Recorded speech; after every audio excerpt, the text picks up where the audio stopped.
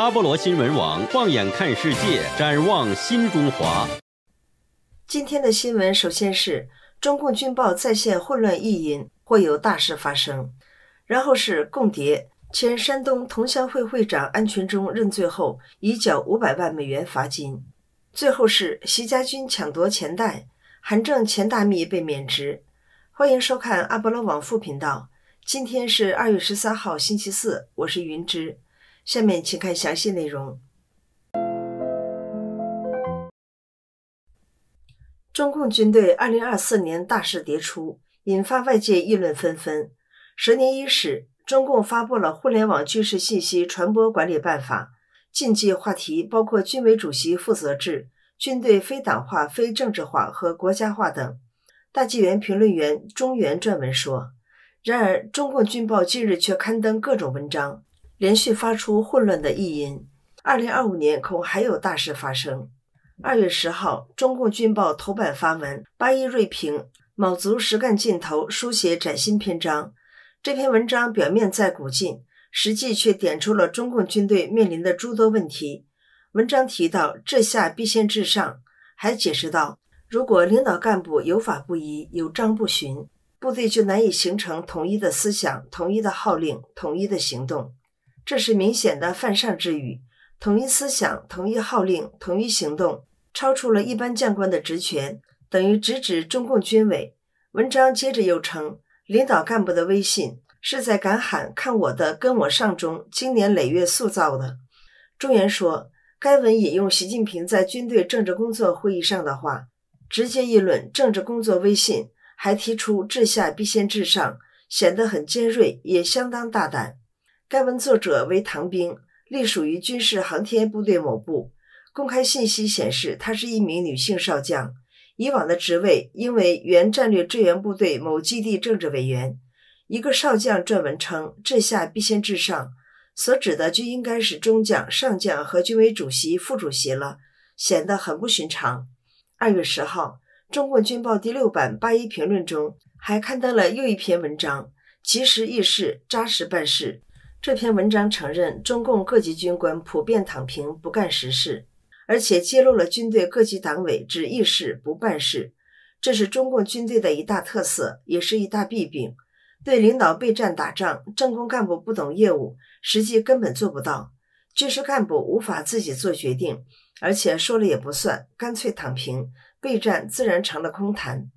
2月11号，中共军报第2版刊文，筑牢安全工作的铜墙铁壁。文章称，要借用好枫桥经验，并要求走好群众路线，形成横向到边、纵向到底的工作格局。中原说，这实际就是继续搞人人互相戒备、监督举报的特务治军模式，表明中国军队内部的混乱状态还在持续，军官躺平已经不算事，怕的是众怒难犯，若有人酝酿兵变起事，必然是中南海的灾难。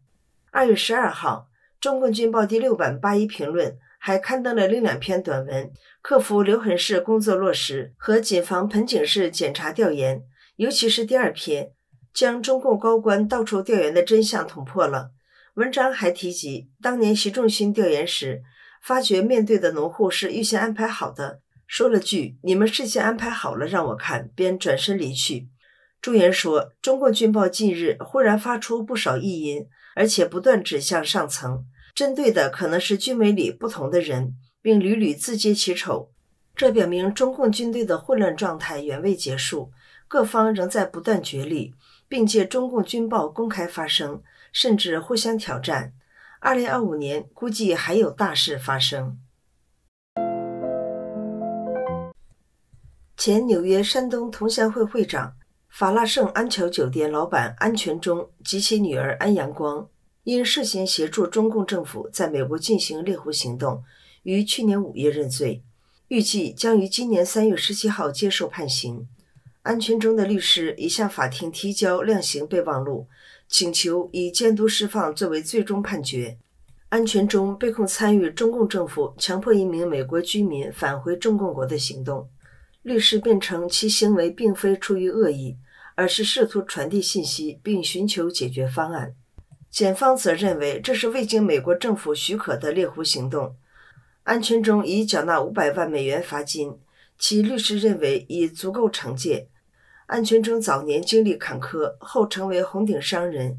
与中共官方关系密切。他在美拥有巨额资产，被指是山东省纪委在中美两国针对目标人物进行自首劝导的关键人物。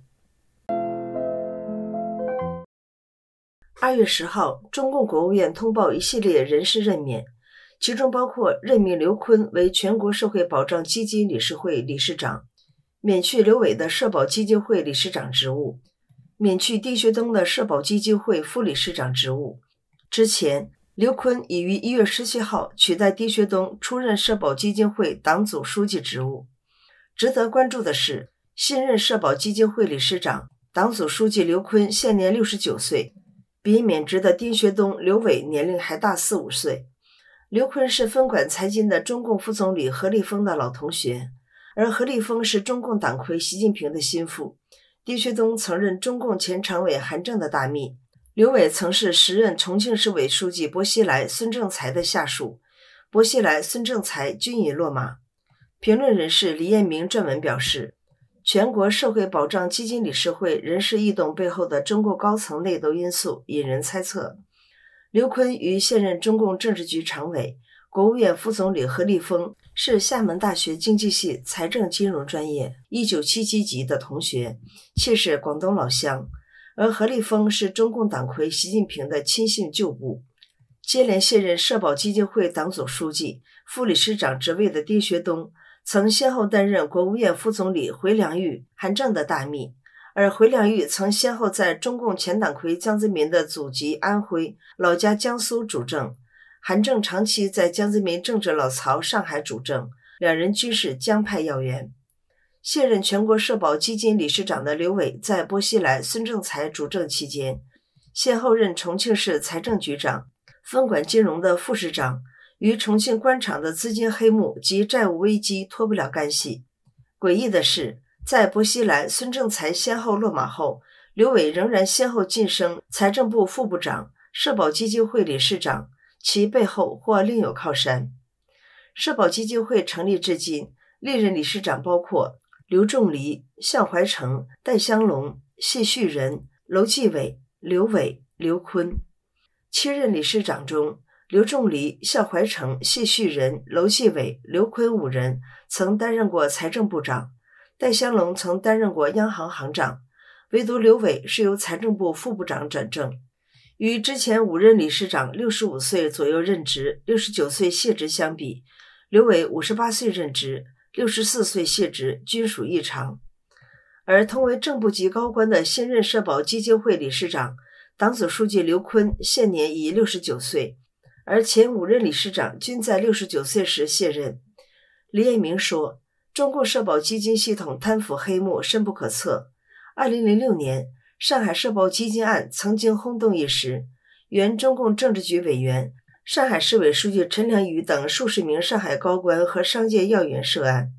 目前中国老龄化危机加剧，中共20大后，习近平心腹何立峰为首的习派人马抢占财政、金融、银行系统要职，金融国企系统的清洗行动持续升级，凸显中共高层围绕钱袋子争夺激烈。社保基金会高层一场换人，习派人马刘昆打破惯例，高龄出任社保基金会理事长、党组书记，或为社保基金系统清洗埋下伏笔。感谢阿波罗网会员的赞助和朋友们的支持。如果您喜欢我们的节目，请您点赞、转发和留言，别忘了订阅，也打开通知铃选全部。感谢天朝信纸平台为我们提供的阿波罗专属大陆免分享链接。我们在每个影片的视频描述和留言区都置顶了这个链接，欢迎您传播给大陆的朋友们。在每个视频描述下也有主频道订阅、加入会员和赞助链接。我们也在干净世界平台开了频道，链接在视频的描述中。再会。